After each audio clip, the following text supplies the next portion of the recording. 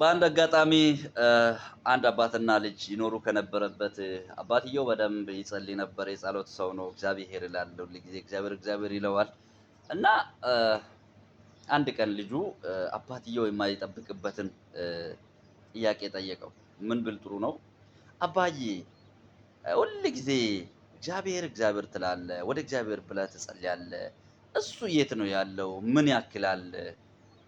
ብሎ ጠየቀው። እና ብሎ ሲጠይቀው አባትየው ምን ብሎ ቢመልስለት ጥሩ ይመስላችኋል? እንዲህ አለው። ወደ ውጪ ያስወጣውና ወደ ሶስተኛ ማዶ አሻቅቦ እንዲያይ አደረገና በዛ ማዶ ላይ ለካስ ትልቅዬ ዛፍ አለ።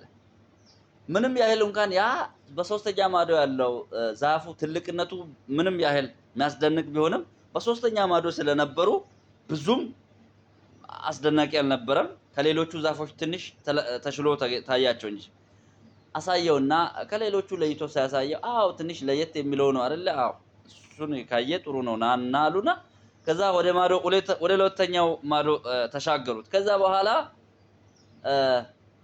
ልጄ ሆይ እስኪ ያንን ዛፍ ተመልከት አሉ። አባዬ የቅድሙ ዛፍ ነው እንዴ? ትንሽ ተለቀብኝ እኮ ከቅድሙ ትንሽ ተለቅ ብሎሃል አለ። እንደዛ ስል አዎ እሺ በጣም ጥሩ እንደዛ ከሆነ ብሎ እስከ ዛፉ አጠገብ ደረሱና እስኪ ቀና ብላ ተመልከት አሉት። ቀና ብሎ ሲመለከት ዋው አለ። በጣም ተደነቀ።